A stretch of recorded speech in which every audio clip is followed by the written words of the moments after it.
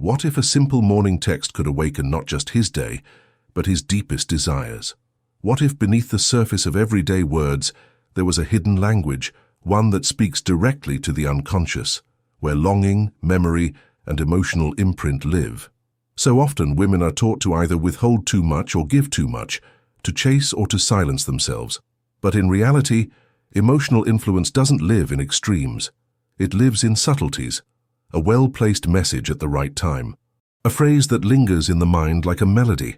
Not manipulation, but psychological resonance. This isn't about performance or seduction for its own sake. It's about understanding how the mind works, his, but also yours. When you send a message in the early hours of the day, you're not just saying good morning. You're entering the space between sleep and alertness, where the unconscious still whispers. That's the doorway, the moment before the noise of the world takes over. In Freudian theory, we know that the unconscious is a powerful driver of behavior.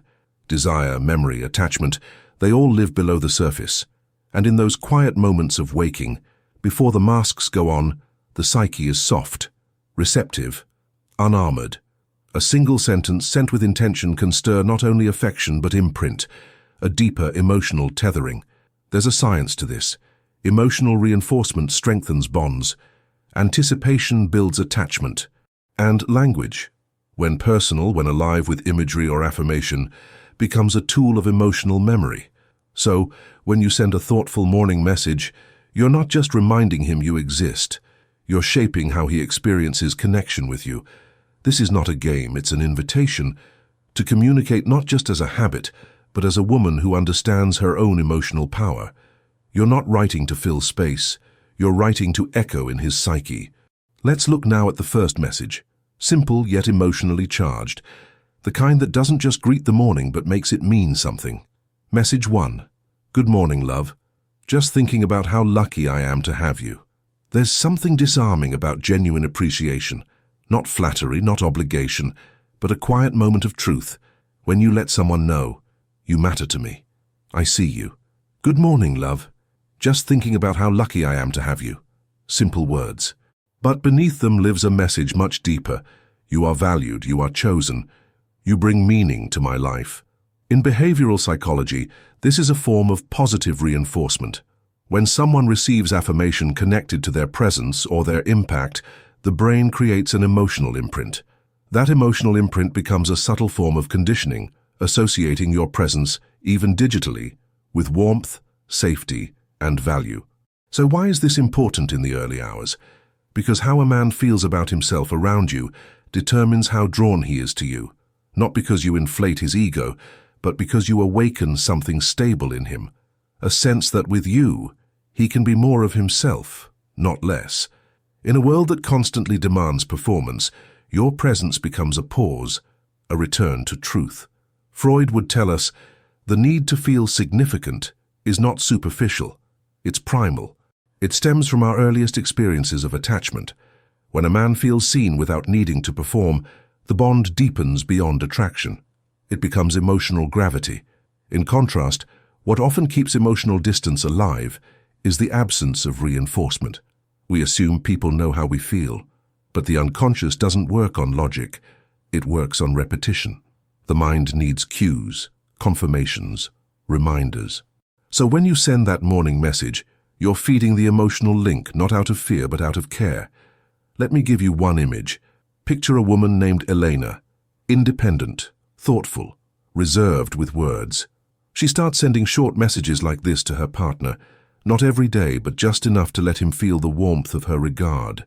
Over time, she notices he opens up more, shares more, looks for her messages in the morning, like someone waiting for light through a window. That is not a coincidence, it's reinforcement. Emotionally intelligent, deliberate reinforcement. And yet this isn't about him, it's also about you. Because every time you express appreciation, you activate your own sense of connection. Gratitude is not just a gift to the other, it's a mirror that reflects back your own capacity for intimacy. So the question becomes, what do your words reinforce in his mind? And what do they awaken in yours? Let's move from appreciation to anticipation, a message that plays not with memory, but with longing, one that leaves space for desire to bloom. Message 2. Woke up craving your touch. Can't wait to see you tonight. Desire doesn't begin in the body. It begins in the mind. Before there's closeness, before there's even contact, there's the anticipation, the idea of touch, the suggestion of connection, the echo of a memory not yet fully formed. Woke up craving your touch. Can't wait to see you tonight. This isn't just flirtation. It's an emotional blueprint, a message that bridges imagination and longing. In Freudian terms, libido is more than sexual energy. It's life force. It's the psychic engine behind passion, creativity, connection. When you speak to that place more directly but with elegance, you're not just sparking attraction, you're activating a deeper psychological response. Fantasy.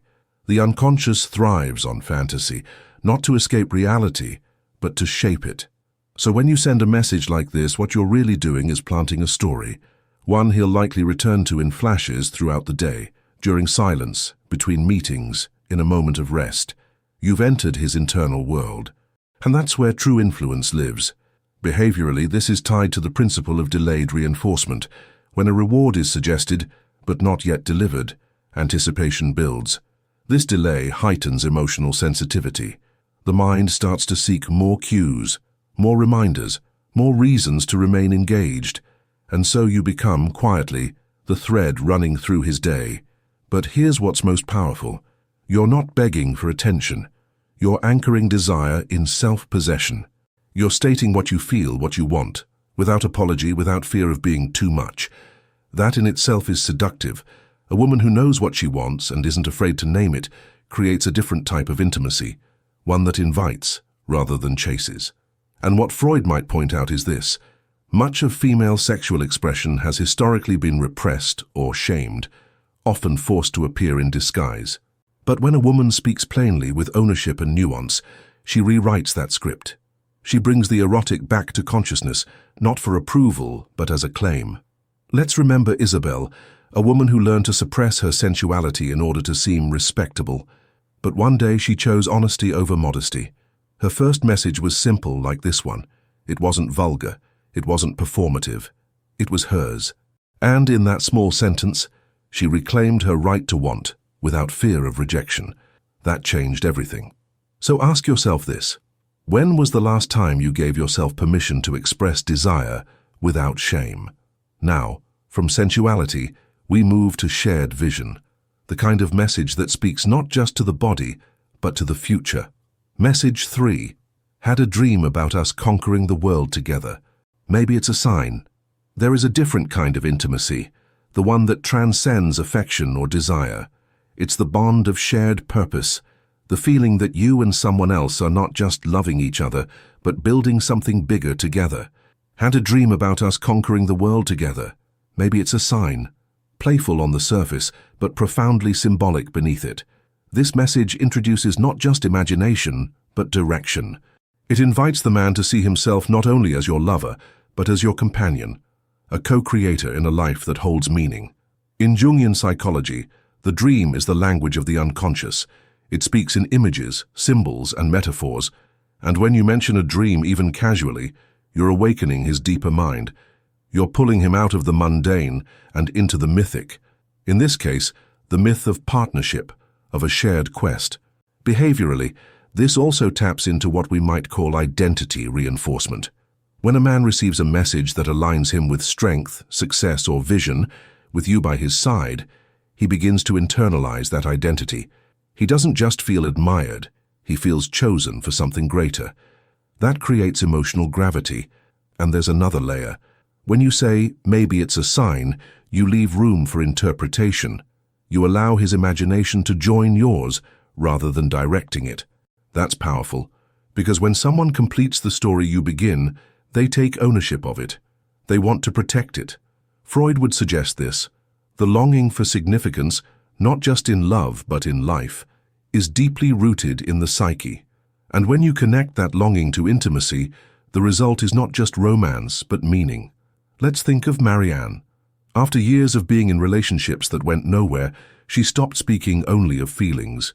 She began speaking of vision, not demands. Not expectations, but questions, dreams, possibilities. Slowly, the men around her began to relate differently. Some pulled away, unsure how to meet her depth, but one stayed. Why? Because she gave him a role in a future that stirred his ambition and his heart. She didn't ask for it, she invited him into it. So the message is not really about dreaming. It's about offering him a glimpse of what it feels like to build something with you, not just around you. Let's take that idea, of belief, of support, and shift now to something even more grounding. The kind of message that says, I see your effort, and I stand beside you. Message 4. Remember, you've got this. I believe in you. There are mornings when desire isn't what he needs, when even love may feel too distant or abstract. What he needs is faith, quiet, steady belief, the kind that doesn't shout, but doesn't waver. Remember, you've got this. I believe in you. This message doesn't seek attention or praise, it gives. And in giving, it does something more powerful than seduction. It stabilizes. Psychologically, this is a form of verbal anchoring. You're planting a phrase that becomes a mental cue, one that may return to him not only when he reads it, but later when doubt creeps in. You become the voice he remembers when his own voice falters, not to save him, not to fix him, but to stand with him. In behavioral terms, this message is a reinforcement of competence. You're affirming his ability, not with hollow compliments, but with conviction.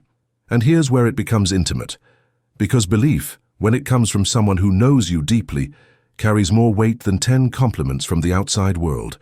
Freud might remind us, the ego, the conscious self, is constantly negotiating between pressure and desire, between expectation and fear. And a message like this at the start of the day feeds the ego not through flattery, but through recognition. It says, I see what you're facing, and I trust that you're bigger than it.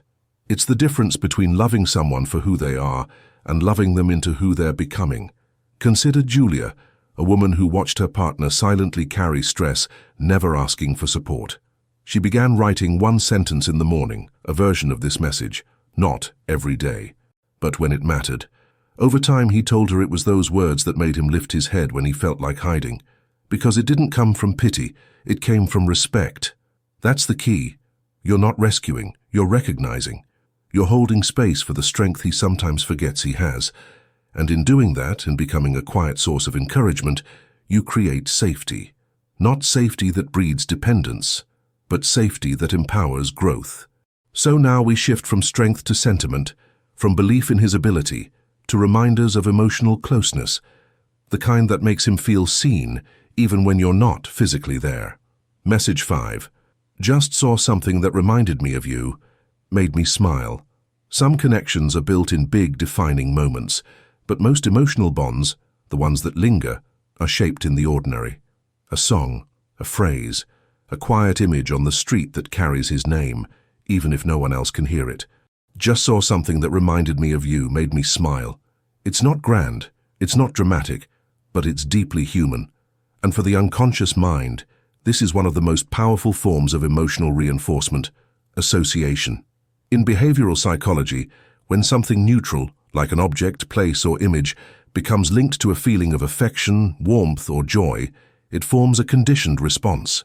Over time, this turns you, and thoughts of you, into a kind of emotional anchor. He doesn't just remember you when you're present.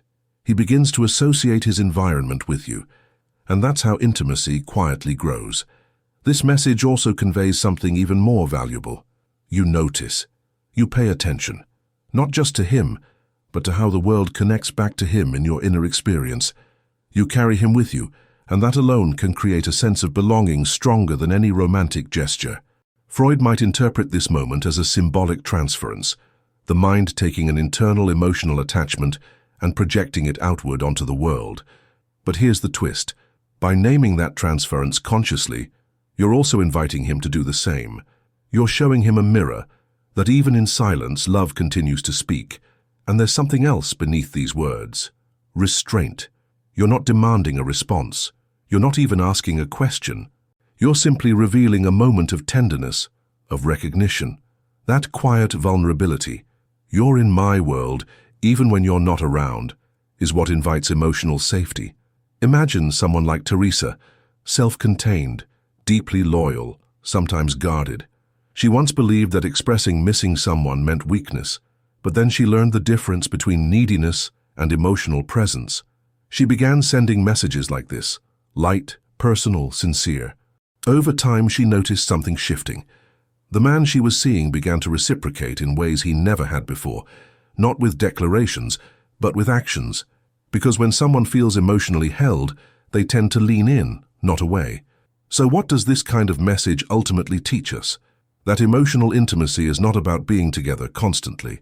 It's about showing that someone lives inside your world, not because you need them to fill it, but because they naturally belong there.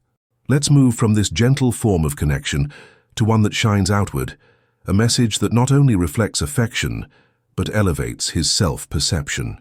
Message 6. Hope your day is as amazing as you are. There's a moment in every connection when words stop being just communication and start becoming reflection. A mirror, not of who he pretends to be, but of who he could be, when seen through your eyes. Hope your day is as amazing as you are. This is more than a kind wish. It's a message that tells him, I see something in you that maybe you've forgotten, and I'm reminding you of it without needing anything in return. What makes this simple sentence so powerful is its dual effect. It uplifts him, and it subtly shapes how he experiences you. Because we don't only remember people for what they say, we remember how they made us feel about ourselves. And if your presence consistently leaves him feeling appreciated, strengthened, seen, you won't just be in his thoughts, you'll become part of his inner emotional landscape. From a psychological lens, this is identity reinforcement. When someone is reminded of their positive traits, especially in moments of uncertainty or stress, it helps stabilize their self-concept. But it must come from someone whose words feel authentic. And that's what gives your message weight. Not flattery, but sincerity. Freud might observe the ego, constantly in tension between internal drives and external demands, seeks relief in affirmation. But not all affirmation is equal. The kind that touches us most deeply is the kind that comes when we're not asking for it, when it feels freely offered, without pressure. That's what makes it land. That's what makes it stay. Now you may wonder, doesn't this sound like too much, too soft, too simple? Not at all. Because this message doesn't say, you complete me. It says, I recognize the light in you, and I'm not afraid to name it. That's strength, not submission. Let's return to someone like Anna, a woman who, after years of being told she was too cold, began to experiment with warmth, but in her own voice. Not overdone, not theatrical, just honest, graceful acknowledgements. She noticed how people responded, not just romantically, but relationally. They opened, they relaxed. And the man she was with? He began treating her not as a puzzle to solve, but as a home to return to, because she had learned how to give without losing herself. So when you say, hope your day is as amazing as you are, you're not shrinking, you're not fawning, you're choosing to be the kind of woman whose presence nourishes, not with excess, but with elegance. And now we arrive at the final kind of message, one that doesn't just inspire or uplift, but reminds. It brings back the emotional memory of laughter, connection, and the simple joy of being known. Message 7. Can't stop thinking about our last conversation. You always know how to make me laugh. Memory is the fabric of emotional attachment, not the kind formed by dramatic declarations or grand gestures, but the subtle, shared moments that echo in the mind long after they've passed. Can't stop thinking about our last conversation. You always know how to make me laugh. This message brings him back to a feeling, not a fact. And that's where its power lies. Because emotional recall is one of the most effective ways to deepen connection. You're not just referencing the past, you're reawakening it. When the mind recalls a positive emotional experience, it doesn't do so passively. It relives it. The brain lights up in many of the same areas as it did during the original moment. Laughter, warmth, the feeling of being understood. That's not nostalgia, that's reinforcement. From a behavioral standpoint, this is a technique known as emotional reconditioning.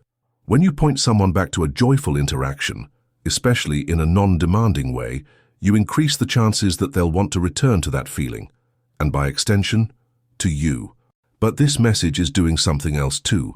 It shows that you listen, that you remember, that you are not distracted, but present.